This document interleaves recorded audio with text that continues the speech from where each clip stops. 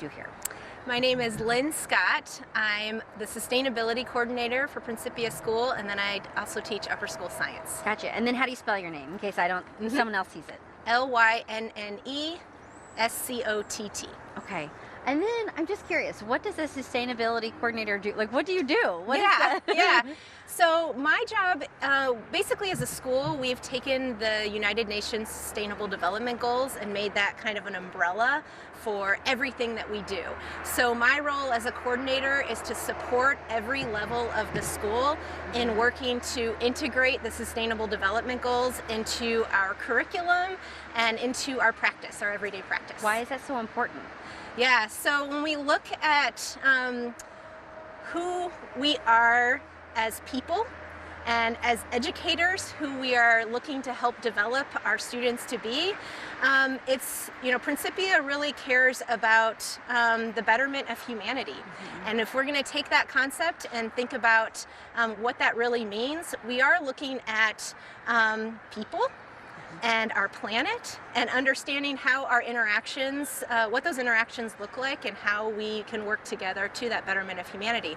So if we look at the Sustainable Development Goals, you look at all 17 of them, there's so much there in terms of caring for fellow people on this planet and what are living conditions and, life on Earth.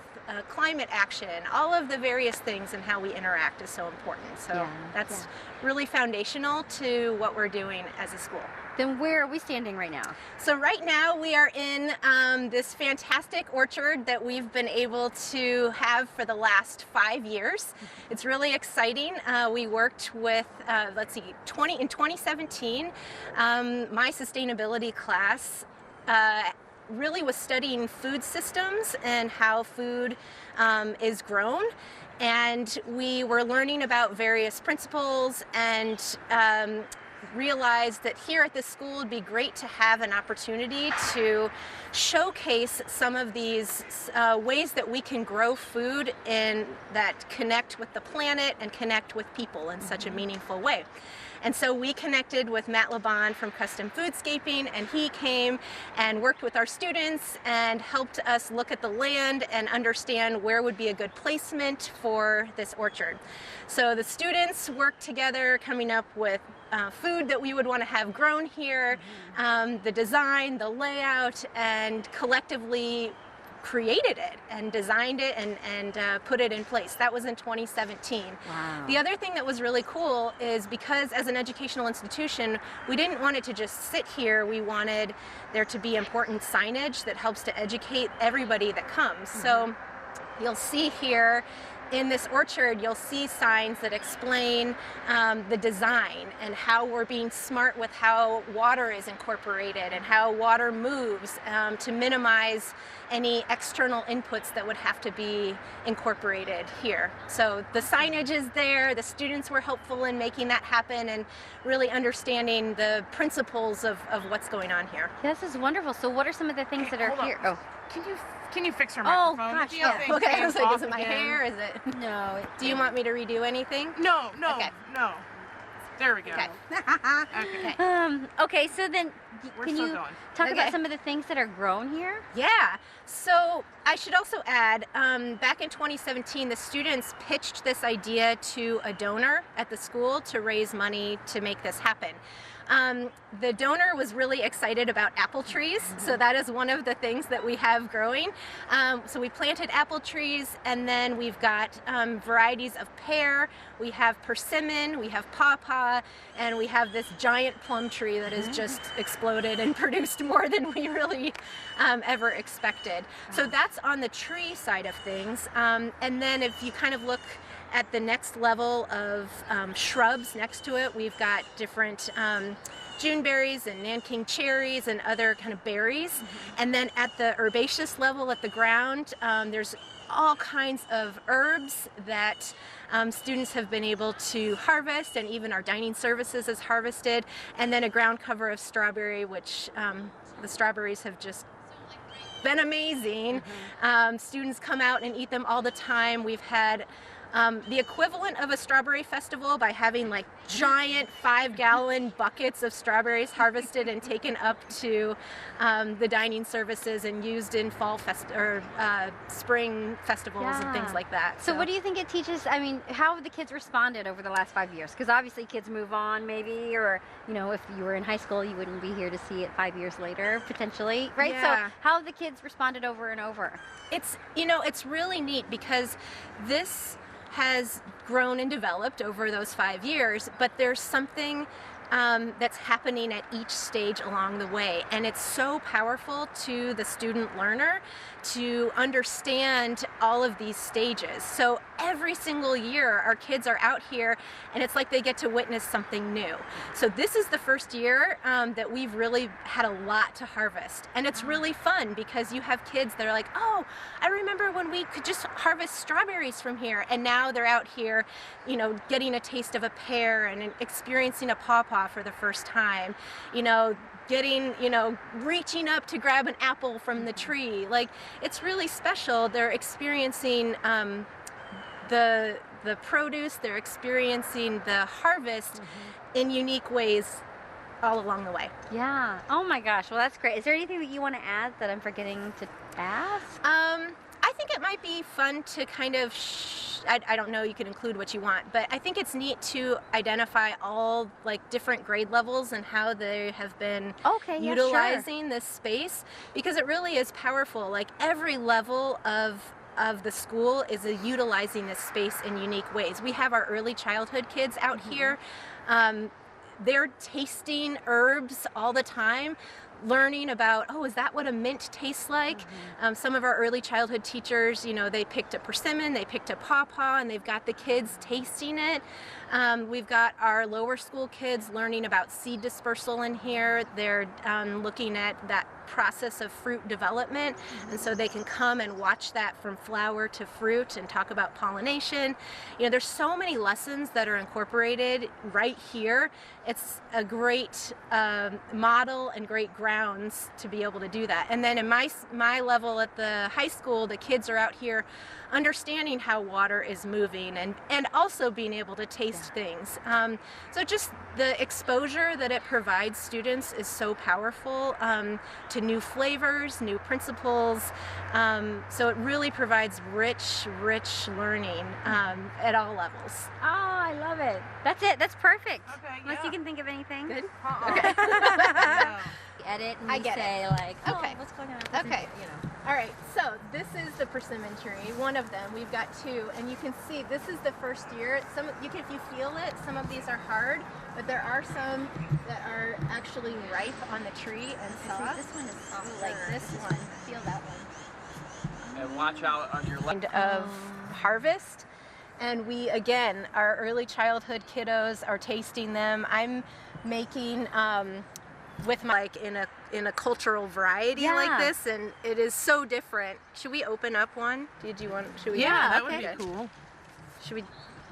So they're super, it's nice and squishy, and if you open it up, Oh yeah, there we go. and if you were to compare this to, like, here's a seed here.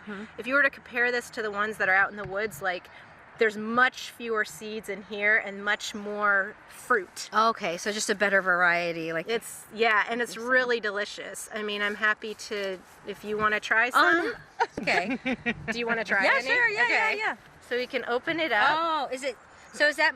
Can you tell it's more ripe because it's dark, or? This is a different variety, Oh. which means the coloration is slightly darker. I think that's right. Okay. And but you can see that when it's extra squishy, It's extra squishy. then it's extra delicious. Oh yeah. That's so good. It's so good, right? Mm-hmm. It's so delicious. I've never had a persimmon cookie. With anything to produce a very high quality fruit, whereas so many other plants are afflicted by pest and disease issues because they're not from that plant. We've seen some things that we've had to deal with, but we haven't seen the same issues with these trees. I'm gonna buy it. I need to look up. So then there goes your produce, but that's what's coming up then. So there isn't really enough to go up. We can go more. Yeah. Yeah.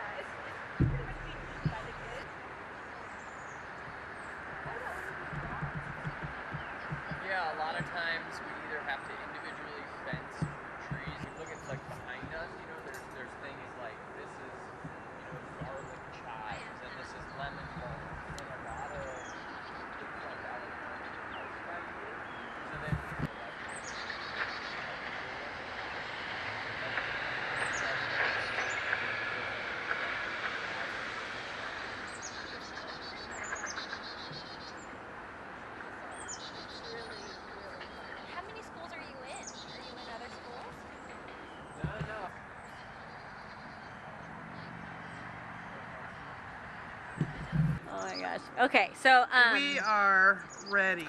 and you can just look at me. Yeah. Sorry, and it's not live or anything Yeah, like that. Easy question. Tell me your name and what you do. My name is Matt Liban. I am the owner of Custom Foodscaping. Okay. And yeah, I can tell you more about that. Yeah. How long have you been doing that? This is our 5th year.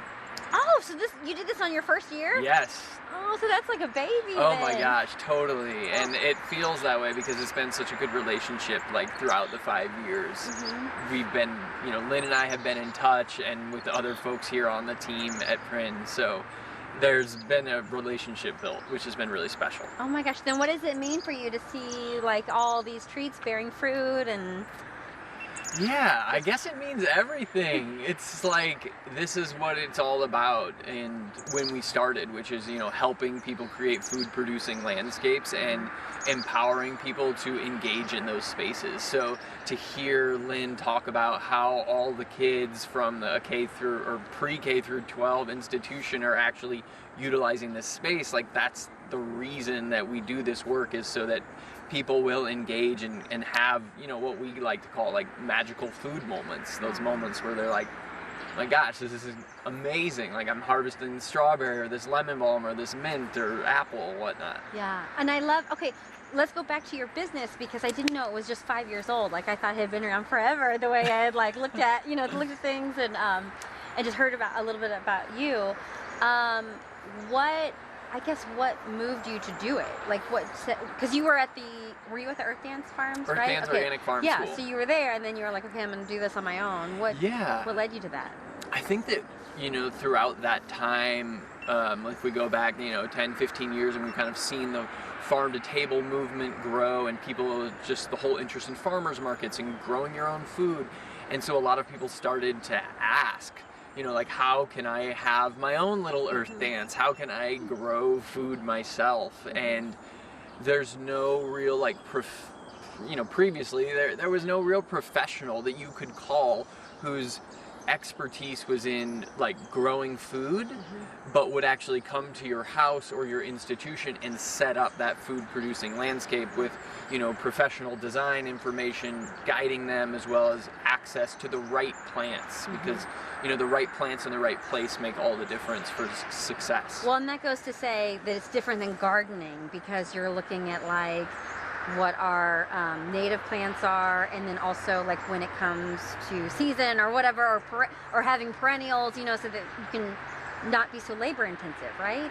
Absolutely. I mean, a big part of what we do is helping people set up gardens, but another huge part of it is setting up perennial edible landscapes. So a perennial edible landscape, different than gardening, would be full of perennial herbs, asparagus, rhubarb, strawberries, berry bushes, fruit trees, nut trees.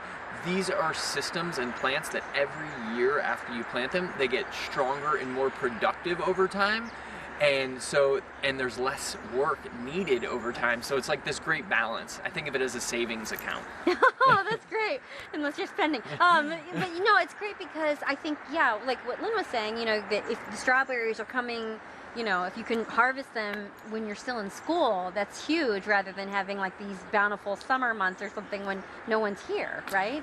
Yeah, that's part of the conversation that we've been talking a lot about, which is making sure that we design food producing spaces and outdoor learning spaces for students to be centered around like April, May, and then the fall when it's so nice to be outside, as opposed to thinking about gardening, which is usually very vegetable intensive and usually has a really tough time managing over the summer when, everybody's away, the weather's so hot, pest and disease pressure is high. All the plants that I just named, all those things come back every single year, and their prime time for interaction is the spring and the fall. Do you think have you seen your business grow significantly over the last 5 years? It has. Just 5 years ago, it just started with me in a little truck, and now we have like 10 people on the team, and it's a slow, organic, growing thing. There's so much education needed for a business like this to grow, but every year we're adding people, and that's really encouraging because we're really excited about more livelihoods of people getting to work with the land, helping people create food producing landscapes. Well, we're on a beautiful campus, and and this is a you know, a more of a private setting, right? But you could really also make a difference in at need communities too, right? And it looks like you're doing some of that. Yeah, we would love to be, you know, we're anywhere people eat, you know, which is everywhere.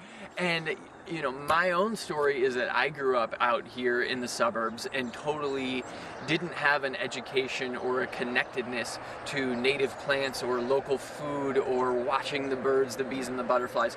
So I think that we all, regardless of what kind of background you come from, whether, you know, it's the rural area where all of your farm fields have been turned into maybe 1 or 2 crops, or it's the suburbs where, you know, it's just green lawns, or it's the urban environment where there's very little green space to begin with and maybe very little access to produce in the first place. Yeah. So what is your goal? Like what's your dream? What would be a dream come true for you? A dream come true. I think we just we just want this to keep growing, you know. I think that we want more people to see the outdoors as a place for interaction and not just a place that they're going to just go mow the grass. We want to inspire people to plant things that are going to bring in native flora and fauna and create that curiosity. I mean, we want to like that spark of curiosity is really where it all begins, because it starts with food, at least in my experience, where we start to think about the outdoors and what's growing outside the places that we live. But then that's just the first piece of an understanding of ecological literacy and just a caring about the earth and how do we steward this planet that supports all the things that we do every day. Yeah, and food access, right? I mean, in some ways, right? Or... Food access is a huge part of it, you know, but first we have to inspire people and educate them of how do we grow food and where does food come from, and then we can hopefully empower people with the knowledge and skills to play a part in growing their own food, and yeah, that plays a huge access. That's a huge piece of the food access paradigm, and how do we solve some of these more challenging issues. Yeah. I can't think of anything else. What am I forgetting? The only thing I might add, you know, is that a lot of these ecological edible landscapes, we are really strategic in thinking about how water is managed, and that's one of the more important things about this site, where we've intentionally constructed like micro berms and swales, so little mounds, to make sure that as the water comes down this hillside, it spreads out along the landscape and sinks it in, as opposed to letting the stormwater run to the bottom of the watershed, oftentimes into the stormwater system. We really want to focus on capturing water and infiltrating it into the landscape to support all the plant life that can benefit from that hydration. Oh, wow. Yeah, so you're like really thinking about everything. That's pretty amazing.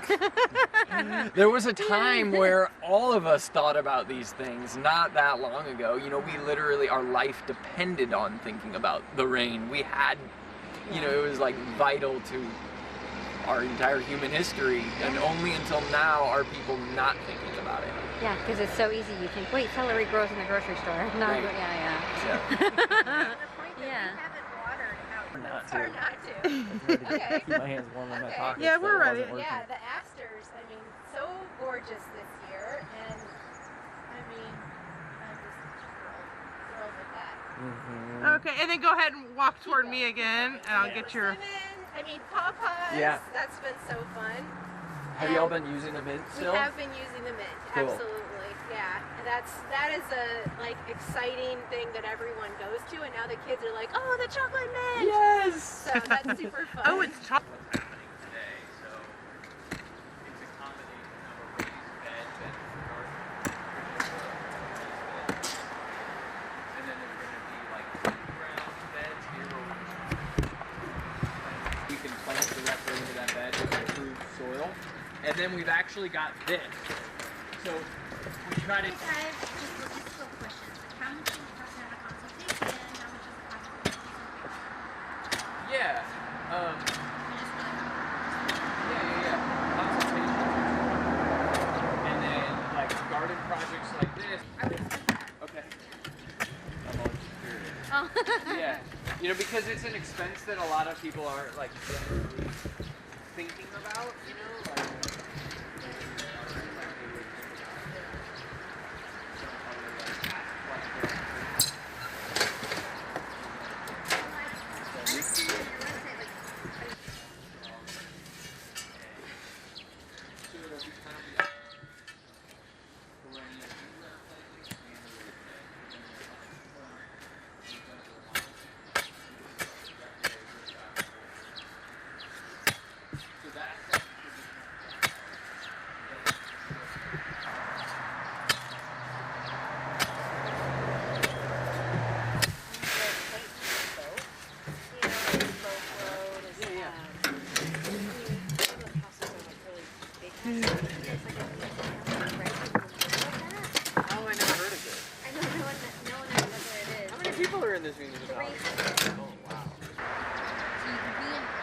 something that, like if it's important to you, Right, it would right. be like service by Frontenac, going to where you thought. We were living in Seattle, so we bought the house right on. totally sight unseen.